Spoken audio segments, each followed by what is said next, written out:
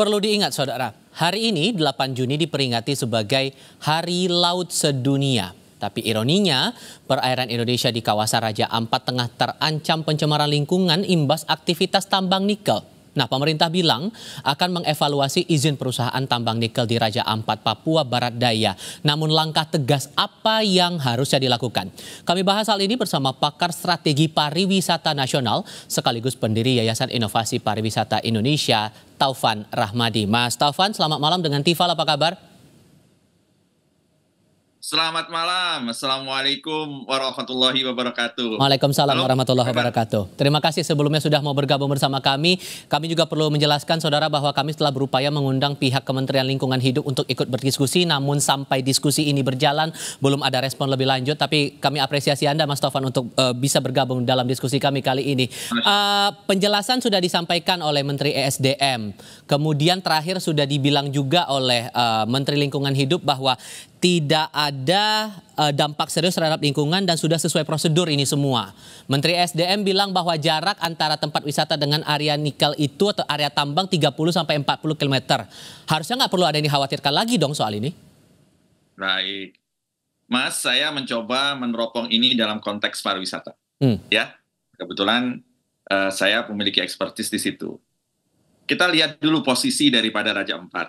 Raja Ampat itu ada dua hal yang utama. Satu, Raja Ampat itu adalah KSPN. KSPN itu apa? Kawasan Strategis Pariwisata Nasional. Dengan diletakkannya Raja Ampat sebagai KSPN, itu artinya fokus pengembangan, fokus pembangunan itu berbicara tentang pariwisata. Satu itu. Yang kedua, yang paling penting yang menurut saya juga tidak boleh untuk dilupakan begitu, adalah bahwa Raja Ampat ini dia adalah geopark global. Ini tidak main-main ya. Karena UNESCO itu menetapkan pada tahun pada tanggal 24 Mei 2023. Di situ ada situs yang umurnya itu jutaan tahun gitu. Dan itu hanya ada di Raja Ampat. Dua kekuatan ini membuat kita harus berpikir semua, bukan hanya Raja Ampat, bukan hanya pemerintah, bukan hanya swasta, bahwa ini bukan berbicara tentang Indonesia saja, tapi ini berbicara tentang warisan dunia yang tidak ternilai harganya. Kita sama-sama tahu, berbicara tentang pertambangan, bicara tentang pariwisata. Ya, ini adalah dua kekayaan yang memang sudah identik dengan Indonesia. Kaya dengan tambang, kaya juga dengan keindahan pariwisata. Nah, oleh karena itu, kita harus hati-hati meletakkan ini. Tambang benar punya nilai ekonomi. Tetapi juga apa yang ada di Raja Ampat itu tidak ternilai dan tidak tergantikan. Bahkan sampai ratusan tahun. Apa yang Anda khawatirkan kalau begitu apabila pertambangan ini tetap dijalankan meskipun ada jaminan dari pemerintah bahwa semua sudah sesuai prosedur, semua aman, jarak antara titik pariwisata dengan area tambang juga masih jauh?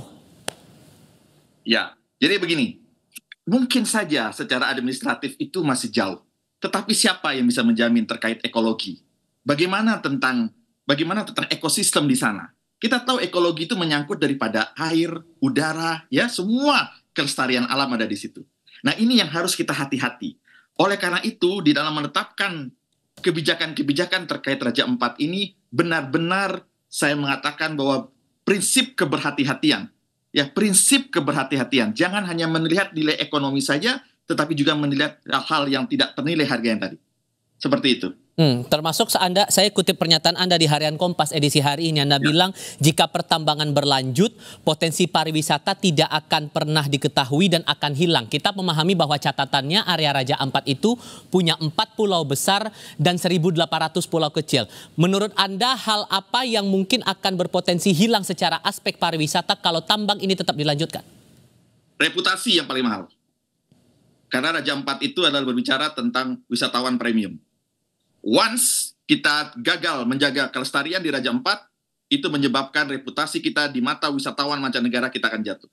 Itu otomatis akan menurunkan status daripada Raja Ampat sendiri. Ya. Lalu yang kedua yang paling berbahaya adalah ketika berbicara pariwisata itu adalah bicara tentang perekonomian masyarakat. Ekonomi masyarakat akan rumput. Masyarakat adat di sana. Ini menjadi concern kita. Jangan sampai nanti ketika Raja Ampat ini tanda petik hilang dari konteks target wisatawan premium mancanegara, ini akan berdampak kepada penghasilan masyarakat di sana. Karena dari data yang saya dapatkan, minimal dalam 1 tahun yang bisa diraih dari sektor pariwisata untuk kunjungan ke Raja Ampat dalam segala sektor itu minimal 1,5 triliun gitu dalam 1 tahun. Artinya apa? Kalau ini hilang, berapa potensi perekonomian masyarakat di sana yang juga akan hilang? Gitu. Kalau potensi ekonomi dengan pertambangan, perbandingannya gimana menurut Anda? Apple to apple nggak? Pertambangan dalam jangka pendek mungkin memiliki nilai yang sangat besar. Tetapi apa yang terjadi di dalam destinasi pariwisata, kalau terjadi kerusakan lingkungan di sana, itu mengakibatkan yang tidak tergantikan. Dan itu tidak ternilai harganya. Begitu, Mas. Ditambah ini lagi yang saya katakan bahwa berbicara tentang tambang, bicara tentang pariwisata, itu harus hati-hati. Karena kita butuh pertumbuhan ekonomi. Kita butuh tentang tambang.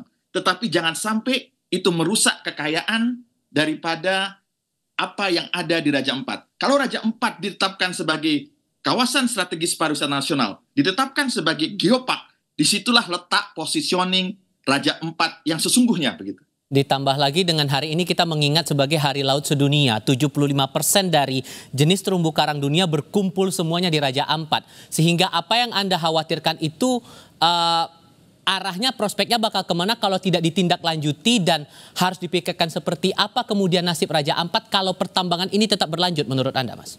Ya, kalau terus berlanjut dan tidak melakukan hal-hal yang sesuai dengan aturan yang berlaku, kita khawatir Raja Ampat akan hilang dari peta destinasi pariwisata dunia. So harus bagaimana pemerintah menyikapi itu? Cukupkah dengan penjelasan yang Anda dengar tadi? Menteri LH dan Menteri SDM mengatakan hal sedemikian. Ya, jadi gini, kita harus memahami ya, pemerintah itu kan salah satu tugasnya di dalam pariwisata adalah menjaga keseimbangan, memastikan ekosistem pariwisata berjalan.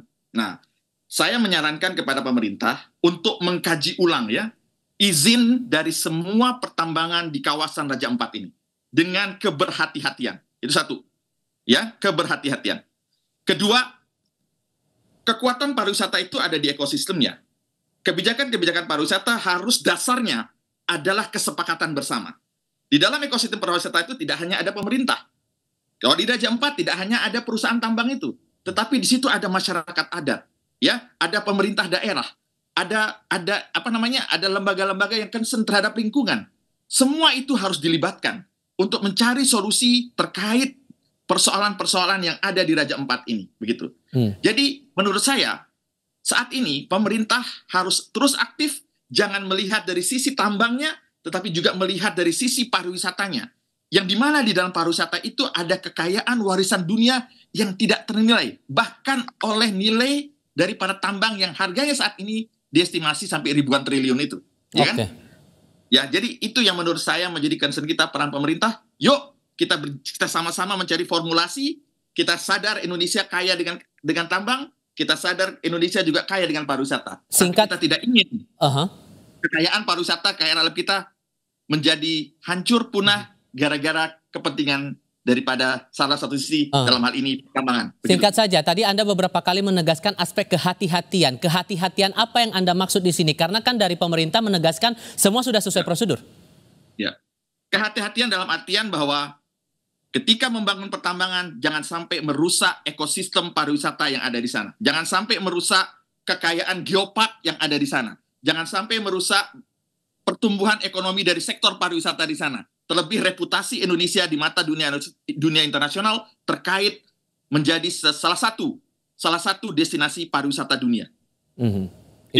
Itu harapannya yang perlu dicermati, ditambah lagi ada rencana juga untuk memantau langsung area-area yang ada di Raja Ampat terkait dengan pertambangan ini. Mas Taufan, terima kasih banyak sudah berbagi pandangan bersama kami. Sehat selalu ya Mas, selamat malam. Sama-sama, salam pesona Indonesia.